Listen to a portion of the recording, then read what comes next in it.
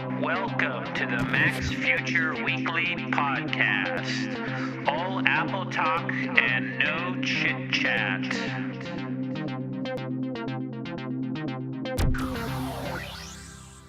Okay, welcome to episode 112 of the Apple Podcast. This is Lex at maxfuture.com, and this is a chit-chat free podcast. And today it's Saturday, April 21st, 2012. So let's get to it. Okay, so if you're an Apple shareholder like me, last week was a tough week. Wall Street Journal had an article actually to start off the week entitled Apple Shares Dive, Shareholders React. And the stock had tumbled down on Monday $25 and it was under $600 to $580. And it was fifth straight day then of declines, and the stock had tumbled 8.8% since the previous Monday. And they had Wall Street Journal had different shareholder reactions. George Young, a partner at something called Valera & Company and an Apple shareholder since last October, said he's not considering selling his Apple holdings.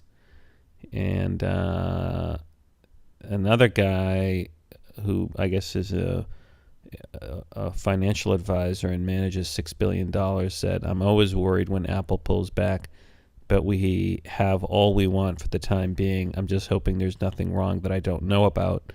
But we're long-term investors and we remain constructive on the stock. It bothers me when the broader market is up and the stock is down, but it's got company Google and Priceline.com are also down." So looking at the stock chart, later in the week it gets even weirder. So here's the 5-day. Let's see if we can get a chart going here. This past Friday, the stock closed at $572. Now, at one point, a little earlier than this, it was at $645. So that's a pretty hefty decline. That's over 10%, maybe 15%. So I can't get the chart here from Google Finance. Let's see, just go back to the summary. So, if you look at the chart over here, even on this Friday, it went down. It was at 595 or so and went down to 570. So what's going on? Why the pullback? Well, Apple's earnings are coming out this Tuesday, the 24th. So I wonder what's going to happen then. I mean, if Apple misses the quarter, the stock's going to go down even more. So maybe people are just nervous with the stock price. Look, on the other hand, Apple could still continue to grow. The iPhone's doing well, and there's additional markets to grow in with the iPhone. So I don't know. I don't know what's going to happen, but it's been kind of a wild ride with Apple stock recently, having hit the high of 645 and now at 572. Now, another big story that's been sort of floating around the last few weeks that affects Apple is the rumor that Apple is going to come out with an iPad mini.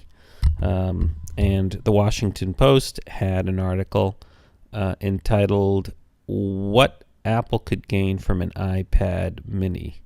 So, basically, the Washington Post thinks the main thing Apple would gain from an iPad Mini is really destroying the competition in the lower end of the market, particularly if Apple can price the iPad Mini at around $300 or so.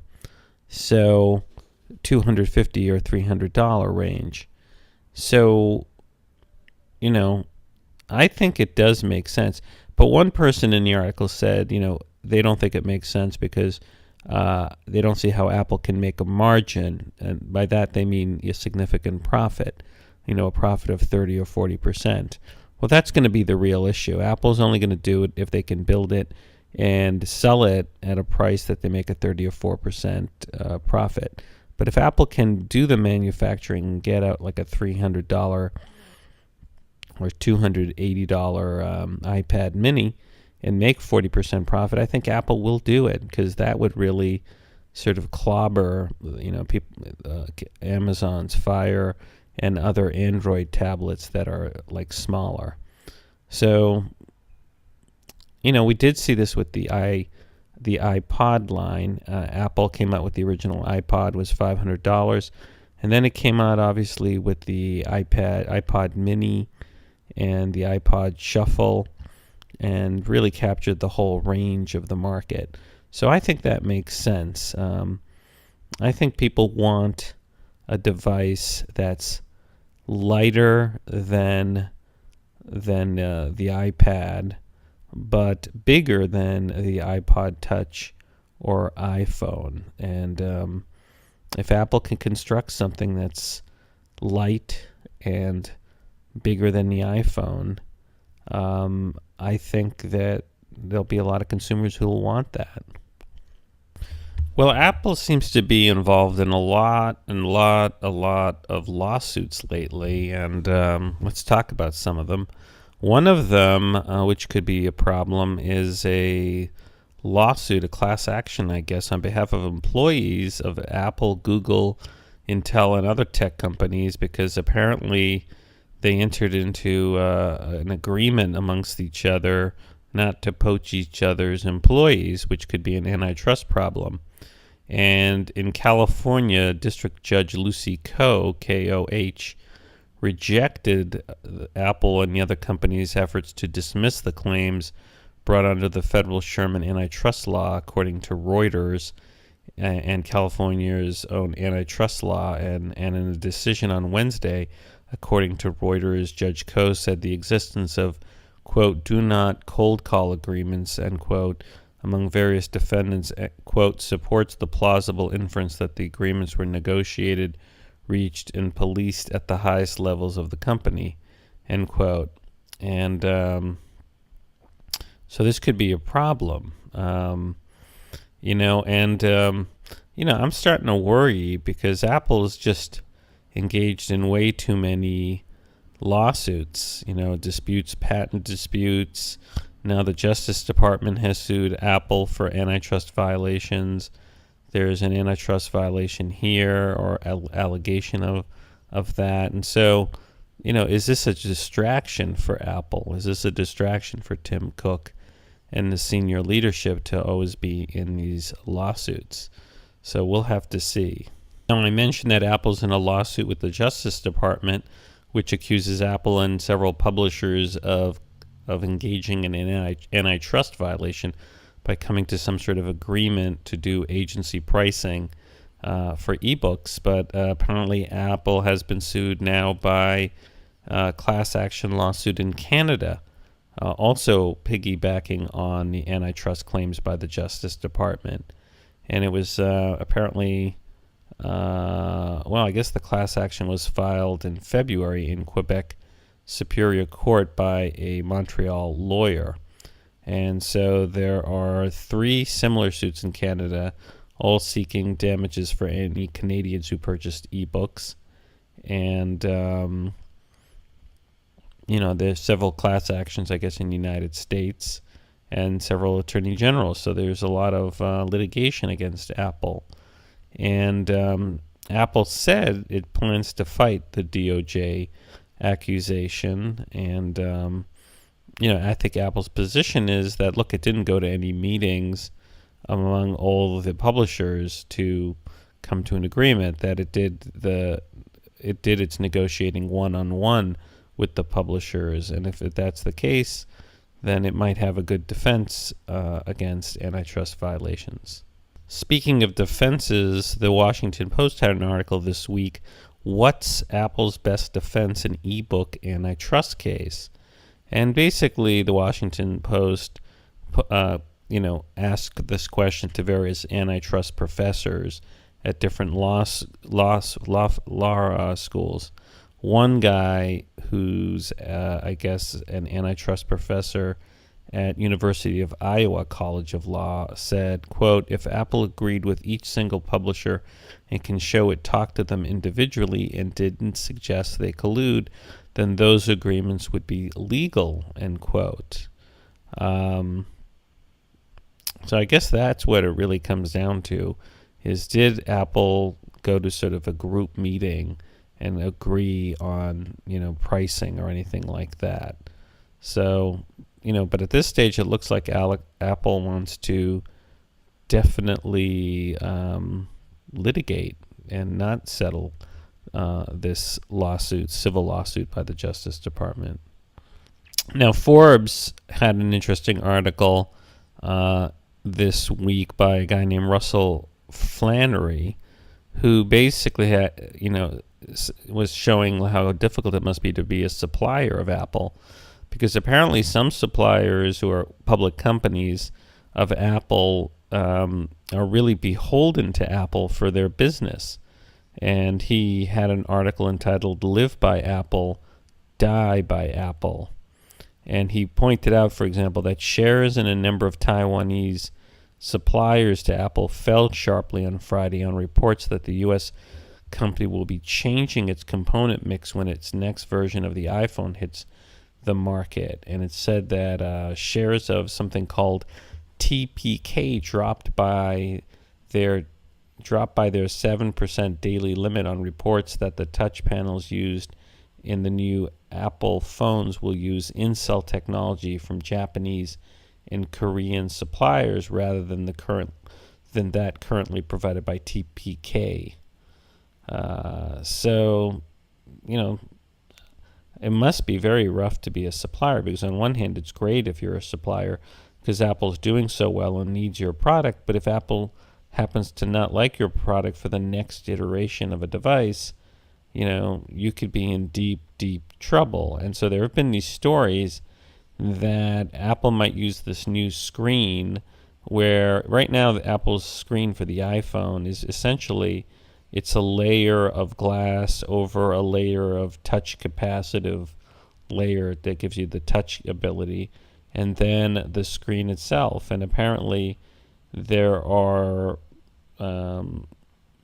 Taiwan or Far East manufacturers working on a new technology where it's all one piece of glass, that the glass itself or the screen itself has a touch capability. And look, I think we are heading in that direction, and eventually, Apple will change the technology because it'll only advance. So, if you're a major supplier of Apple and you don't keep up with the times, you're in big trouble. Now, I previously talked about this crazy lawsuit in China from a company that claims that it never sold the iPad trademark to Apple, a company named Proview that's been, I guess, in bankruptcy over there. And basically word comes from Bloomberg BusinessWeek that the Chinese court is encouraging Apple and Proview to settle. And it says here a Chinese court is mediating talks between Apple and Proview Technologies in a bid to get the companies to settle their dispute over the iPad trademark in the country. So basically this is a case where Apple, before the launch of the iPad, went around the world buying the trade name iPad, and it bought it from a company that's purportedly controlled the trade name in Taiwan, Hong Kong, and mainland China. And I guess the sub of that company, Proview, claims that the parent company could never have sold or didn't have the rights to sell the name. So after Apple became a smashing hit with the iPad, essentially this down in the luck Proview company is now claiming that no, it never sold the trade name, so that Apple can't use the iPad name in China, and this has caused Apple huge headaches.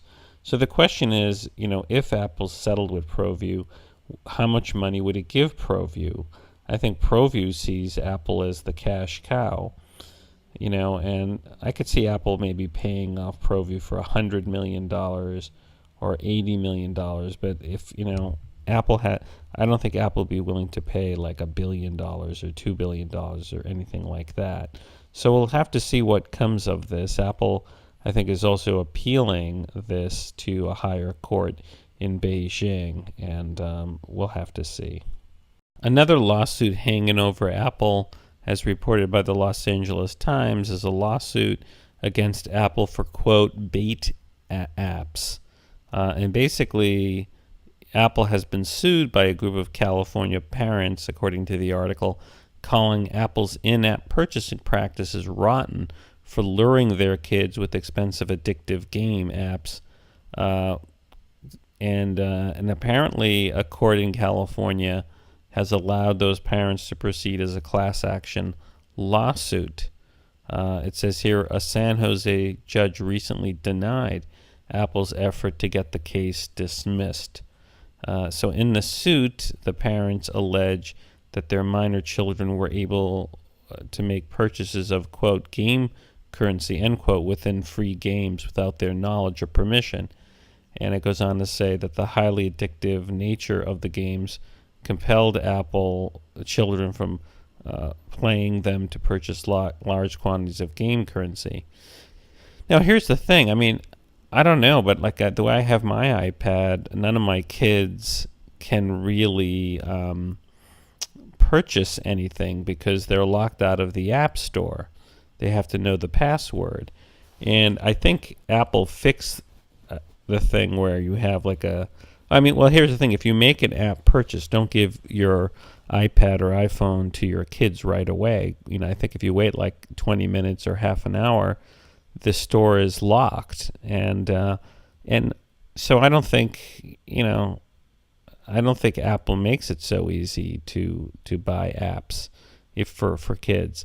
The other thing is Apple's not making these games. The games that are highly addictive are third-party games. Now, the question is, by vetting games, is Apple on the hook for allowing games that, encourage kids to do in-app purchases of like currency or points? I got to be honest with you. There's a lot of games that are like free, and then they have like these crazy ways you can buy more money or buy more points just by spending money. And I think that's insane. Like, why would you play a game where you have to buy your way to like a higher level? It seems nuts. You'd want to earn your way to the higher level. So, we'll have to see. But again, Apple has so many lawsuits against it. It must be kind of a distraction. Another area of contention for Apple is Greenpeace, the environmental group.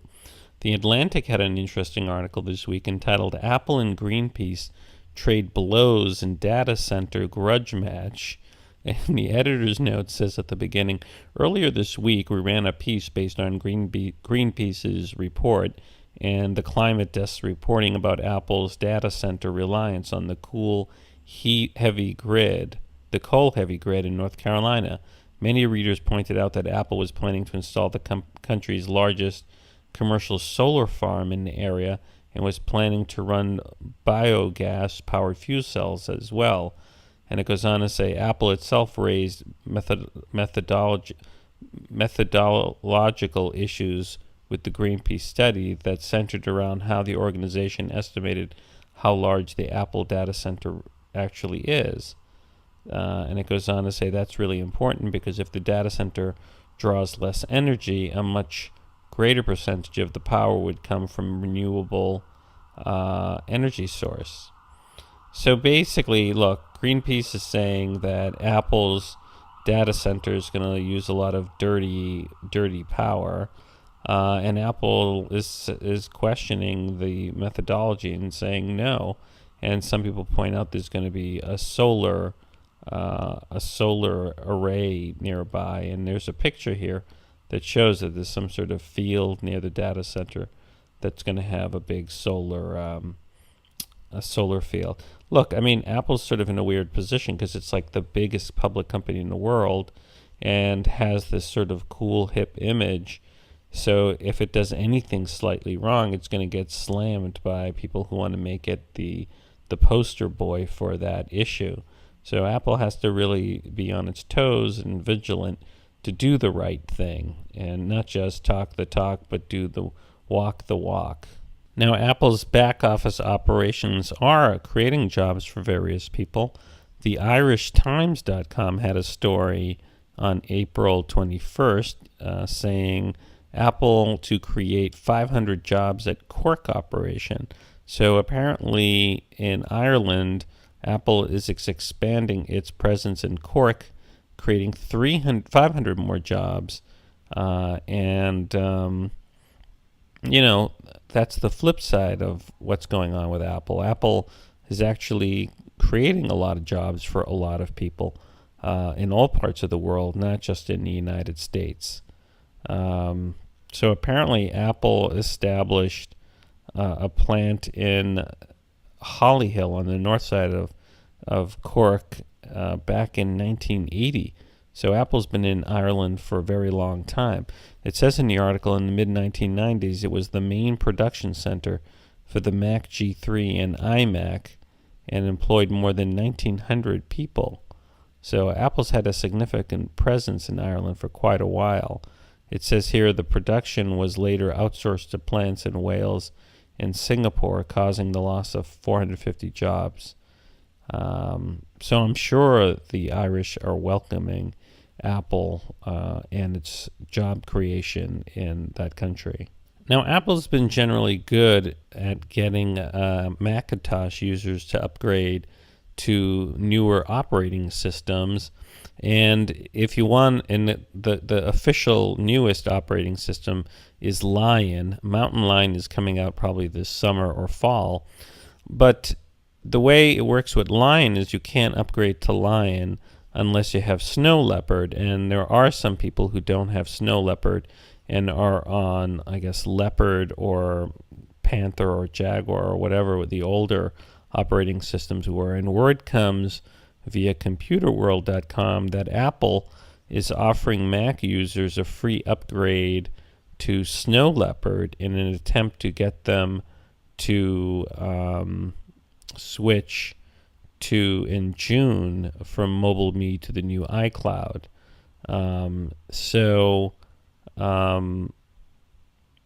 It says here Snow Leopard, which debuted in 2009, does not support iCloud. Only Lion does.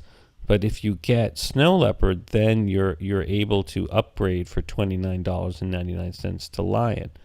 So I guess, to the extent there are people who are on older systems like Leopard or earlier, Apple's making it easy for them to get a free disk to get Snow Leopard so they can upgrade from Snow Leopard to Lion.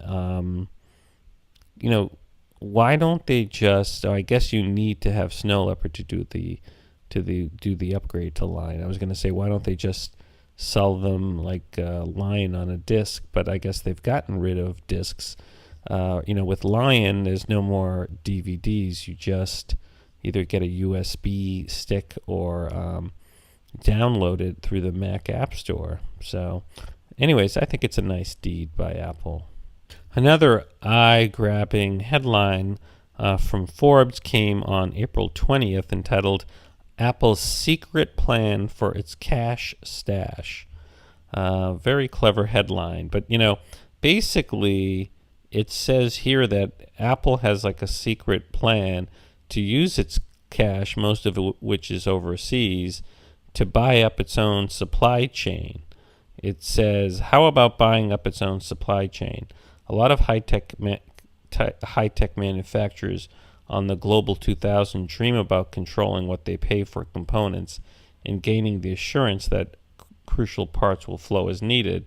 And it goes on to say, Apple is one of the very few firms with the financial wherewithal to make that come true, specifically by buying production equipment to outfit new and existing factories in Asia that other people will run.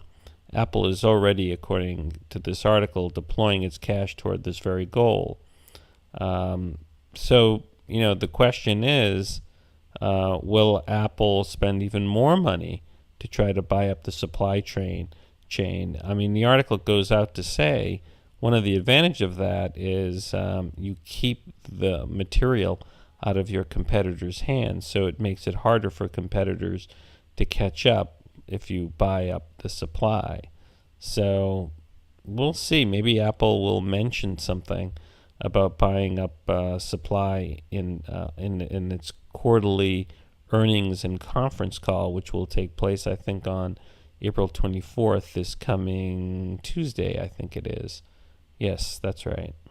Now, Apple's always looking to improve the customer experience, and there's a story in SlashGear.com that Apple is working on. It says here, Apple eyes wireless server hubs at Genius Bar. And the article says, according to rumors, Apple is planning to add an interesting new wrinkle to its Genius Bar in retail stores. It says sources are claiming that Apple is looking at adding wireless server hubs to Genius Bars to allow users to sync their data from an iOS device if the device needs to be replaced. And it goes on to say this is good news considering the people who go into Apple stores with problems that can't be easily fixed often are handed a new device.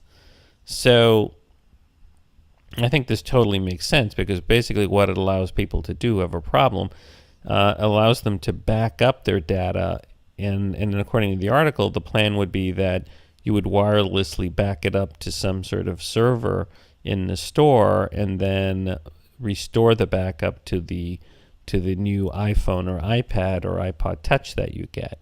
So look, I think it's the right thing to do, and the thing I like about Apple is it's just such a pleasant customer experience. I mean, Apple's one of the few companies where you can just scan your own device and you can walk out even without a paper receipt, just have an email receipt. And, other stores, you leave the store and they grill you and want to see your written receipt, and they don't let you leave the store unless you show the written receipt. So Apple, is the flip side. Apple really treats the customer, like they're really worthwhile. One place that Apple can definitely expand its business in is in the enterprise, in the business world, and in government.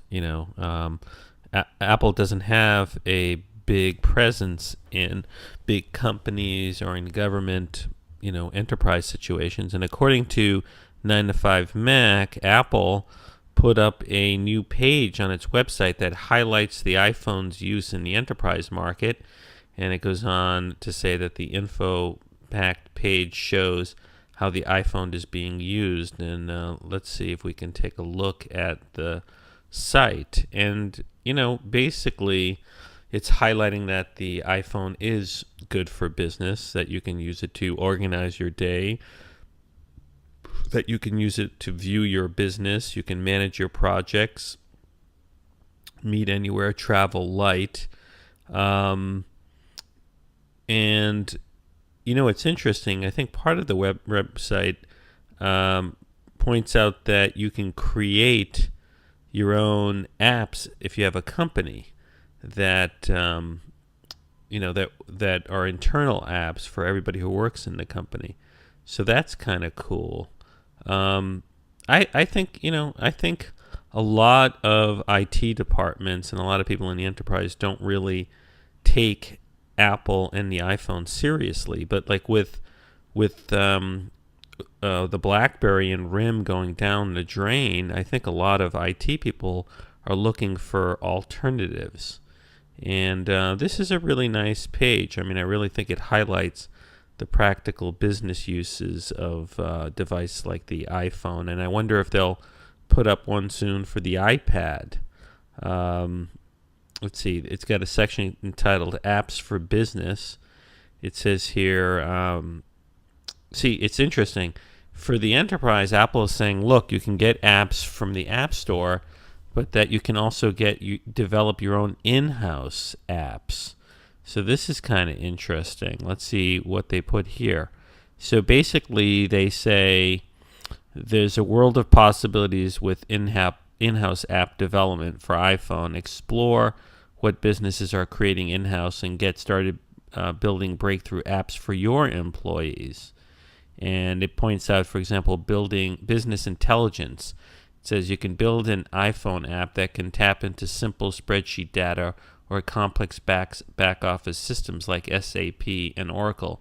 Your users will be able to make better decisions faster with interactive and dynamic views into business critical information directly on their phone. Another category Apple says is lookup and reference. Give your employees access to services that will help them stay current and informed wherever they are. Easily tap into your central document repository, employee directory, or campus maps, and serve up helpful reference information that is relevant to the task at hand. I mean, I think in a lot of big enterprise situations, people don't know where everybody sits. Wouldn't it be cool if you had an iPhone app that said you could look up someone and boom, it would give you a map and show you exactly where they are, so you wouldn't be wandering halls or different floors looking for people when you're going to a meeting or looking to find someone's office. It also says here field sales and service. It says optimize your mobile workforce with apps in iPhone that integrate with your existing back-end infrastructure or refresh an outdated workflow. You can build rich iPhone applications to extend order entry, payment processing, customer service, and help desks systems directly to your workforce in the field. And it gives an example of a company called JM Family Enterprises, and it says they were the sales teams for the Southeast Toyota distributors, a subsidiary, and they use a custom app for iPhone to track dealership metrics and access sales plan information. Then it gives another example of business process. It says empower your employees to be productive even when they're out of the office. Develop iPhone apps that mobilize everything from expense reporting and time off approvals to complete project management, with iPhone managing day-to-day business tasks, which can be quick and simple. And there's a video here of the ad company Razorfish and also of the technology company Unisys. And for the Unisys one, it says here how one of the largest, Here how one of the largest integrators for the U.S. government is using iPhone to keep its business running nonstop. Then it gives another category entitled collaboration. It says you can expand how your business collaborates by merging various forms of communication with one easy-to-use integrated apps on the iPhone. You can create applications to enable online meetings, voice services, instant messaging, and content sharing. And then it gives an example, a video of Mount Sinai Hospital. It says Mount Sinai developed an in-house iPhone app that connects doctors and patients in a complete end-to-end health record system.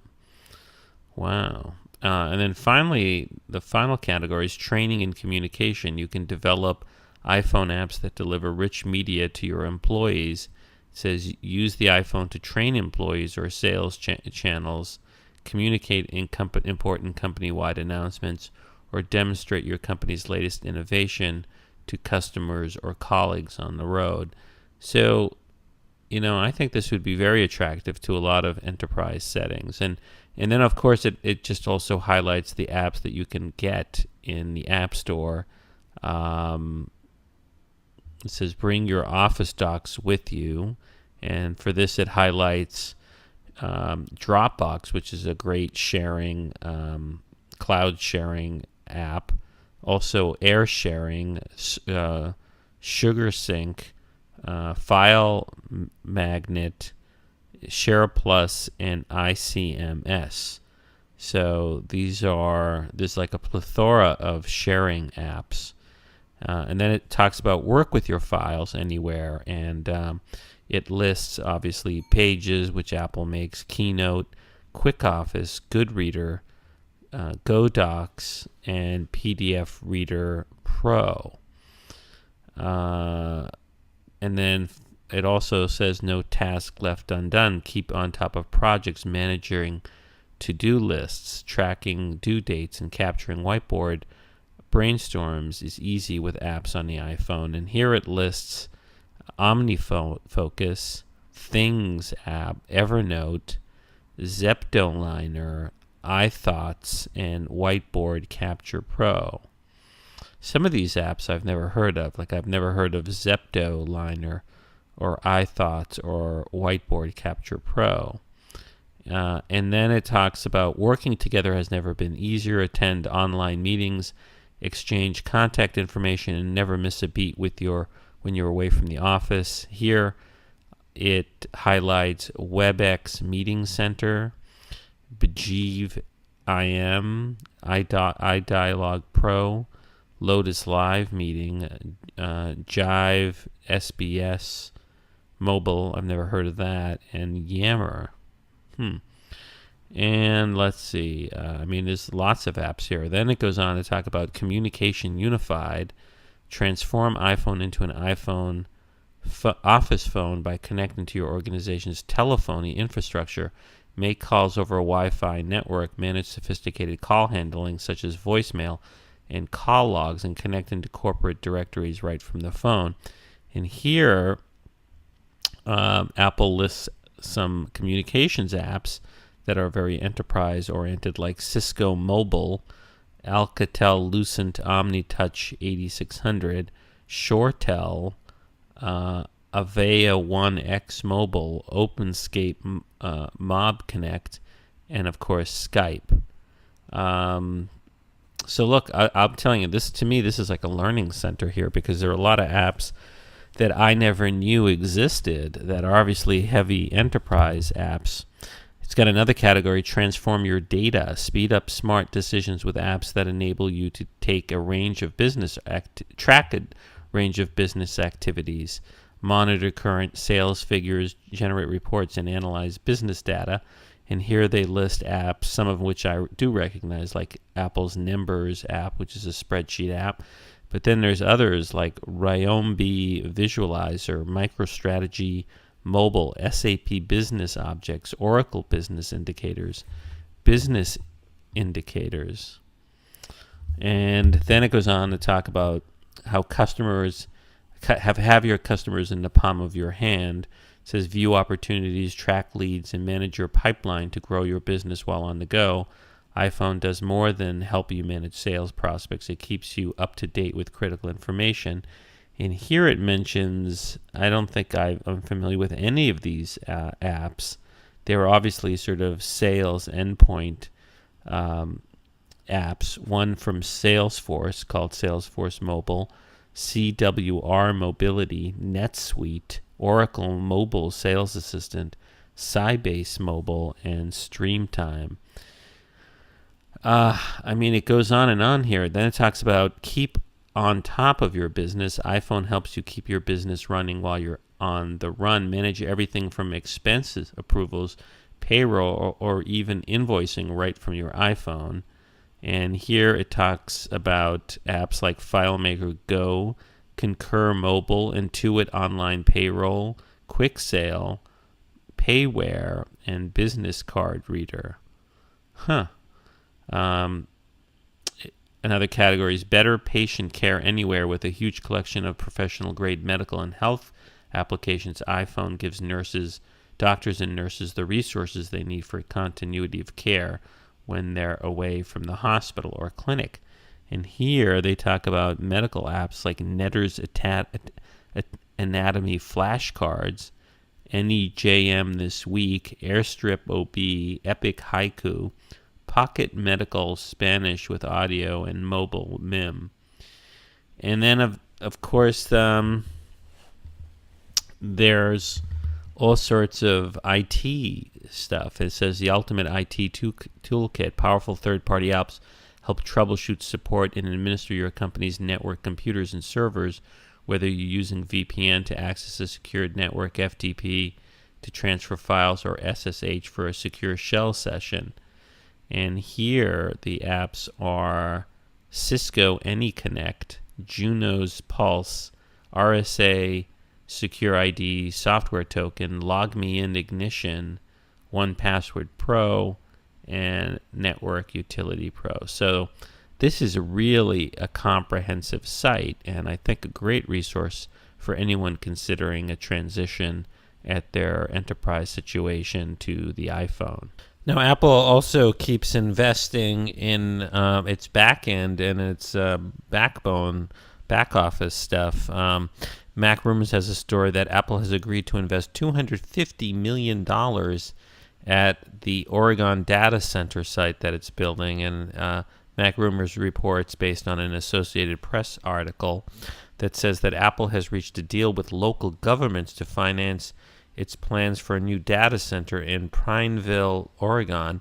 It says here that Apple has agreed to invest $250 million in facilities on its 160-acre property and will offer an annual $150,000 project fee in lieu of property tax over the next 15 years. And it says the company is also guaranteed to bring at least 35 jobs to the center at 150% of the average wage in the county. And it says here that Apple originally paid $5.6 million for the project site back in February and already began installation of a modular data center in order to build out some capacity ahead of construction. So, Apple's obviously very important to a lot of local economies because Apple has to build infrastructure for its cloud service as well as for its other endeavors. And I wonder if at some point Apple manufactures a lot of the stuff overseas, but I wonder if at some point when automation becomes even more efficient and can undercut what a Chinese worker is paid to assemble an iPhone, let's say, or an iPad, if one day we'll have Apple iDevices like iPhones and iPads actually assembled here in the United States. I could see Apple doing that at some point if automation, robots, and such are more efficient than a Chinese worker who's paid a small wage. Because at some point I wonder, is it a risk for Apple to have so much production overseas? On the other hand, by producing overseas, Apple can also have a better relationship with foreign governments, which might be necessary to help sell products overseas. If Apple is completely an American manufacturing enterprise, it might be harder to sell devices in foreign markets where governments want to be, engage in protectionism. So, look, Apple's building an iPad, or Foxconn is building an iPad factory in Brazil. That's probably going to help with sales of the iPad in Brazil. And Apple has this massive presence in China via Foxconn, and maybe that will help Apple in terms of trying to convince the government, to allow certain licenses to go forth to sell the iPhone 4S and other iPhones and iPads in China. So anyways, I think we're going to just see more and more of this investment in infrastructure, in different localities. Another story that MacRumors had is something I touched on earlier, which is a story that came out of Taiwan's Central News Agency, which reported, according to MacRumors, on comments from display search analyst David Tsai, who believes that Apple is planning to use, according to this article, in-cell display technology from Japanese manufacturers. Now, this is the story, I guess, that caused certain Taiwanese public companies that supply Apple to have their stock plunge. And because what it's suggesting here is that Apple may do a major shift in who supplies the screen for the next generation iPhone. And it says here the move would benefit suppliers such as Sony, Sharp, and Toshiba, which currently lead the industry in this new technology. And then the quote is the following: compared with on-cell technology, touch panels that use in-cell technology can be made thinner because the touch sensors are actually placed inside the color filters rather than on top of them, he explained. And it goes on to say, at present, Taiwan's TPK Holding Co. in Wintec Corp., which supply touch panels to Apple, use mainly on-cell technology in their products. So look, I clearly think, the technology is going to advance, and we're going to get thinner and thinner screens that are more solid. And I do think that there is improvement in the screen. Apple has already sort of compressed the glass and the screen to be so close together that it actually feels like you're touching the screen. But the closer that Apple can make it so that you're actually touching the screen and it's responsive, the more lifelike the screen will be in terms of responsiveness. So, I mean, I think that would be tremendous if Apple can have some sort of breakthrough technology with in-cell touching, because I think that will sell like crazy amounts of iPads and iPhones if Apple can get that kind of technology in the next generation iPhone or iPad. Now, if you have a Mac Pro, one of the coolest products I think that you might want to get to really soup up your Mac Pro is something that Other World Computing just recently released. They released a a PCI Express SSD. So Mac Pros have those PCI Express slots where you can put PCI Express cards, and they created, I guess, or they hired somebody to create a card that has an SSD drive in it, and the key thing is that it's a bootable SSD drive, and it works. It's a 6G, so it has really fast speeds. So it says here that it can get speeds of 780 megabytes per second, and you don't need a driver to set it up. And it says it's also easily upgrade to a larger Mercury Accesslier SSD. So basically 120 gigabytes costs $359.99. That's $360. 240 gigabytes costs $530. 480 gigabytes is $930, and 960 gigabytes is $2,100 or $96. So it's a little pricey, but that SSD speed is just blazing fast. So you could make this card your boot drive, and it would be just incredibly fast. I mean, my MacBook Air has an SSD drive, and I get speeds of 200 megabytes per second, and it's just so much faster than what I was getting on a regular drive. And as we go forward, we're going to see this sort of faster and faster read-write time, which really transforms computing. I think if you don't have a SSD drive, you don't really understand where we're going in terms of the future of computing. Really, it's the iPhone and the iPad pioneered this because they have flash drives and everything is so quick. I mean, the boot time and the sleep time for the iPhone and iPad is lickety split fast. And it always drove me crazy that, you would have these long boot times with computers, and this PCI Express card is just going to really make your Mac Pro lightning fast.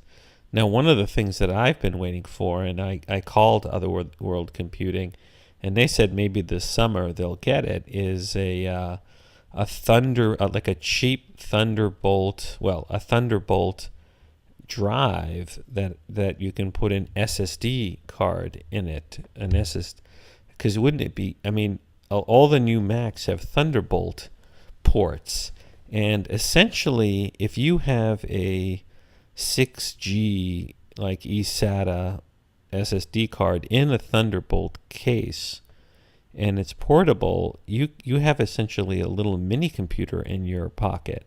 Like, you could dump your operating system on that, and whenever you see a Mac with a Thunderbolt port, you can just plug into it and boot from it, and you have this lightning fast Macintosh.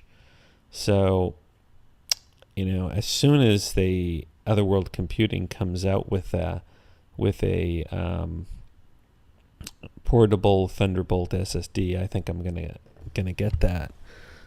So anyways, so check this out. Other World Computing's been around for a long time. I like them. They did the upgrade for my iMac, and they're pretty reputable. Now, Cult of Mac had an interesting story, and I had read about this somewhere else, about a blogger who a guy who had, like, I guess a MacBook Pro that had problems, a defective, I guess, what was it, an NVIDIA card, and Apple wouldn't fix it. And he took Apple to court, to small claims court, and won. And so basically he had spent $4,500 a few years ago on a top-end 17-inch MacBook Pro. I'm reading Cult of Mac's story on April 20th. And it had a defect. It had this NVIDIA graphics processor. Now, the weird thing is it said that Apple knew that there was a recall for the NVIDIA card, but tried to claim that it didn't cover his. And this is where I didn't really sort of understand. Maybe he just got like a bad group of people at Apple. But he ended up going to small claims court and pursuing Apple and getting reimbursed. So I'm really surprised, because it's been the exact opposite with me. Whenever I have a problem, I go to Apple and they constantly are repairing stuff and giving me a good deal on repairs. And so I'm kind of surprised that these people were giving such a hard time to this guy with the 17-inch MacBook Pro. They claimed that, I don't know, there's something weird to the story, but look, the bottom line is you should stick up for yourself if you're not getting covered in terms of any of your products. So I have a link to the story. It's very interesting, so check it out. Okay, well, thanks for listening to episode 112 of the Apple Podcast. This is Lex at Mac's Future. Remember, this is a chit-chat-free podcast. If you want to help it out, give it a positive review in the iTunes store, or check it out on YouTube or on Blip TV for the video version. So thanks for listening, and see you next week.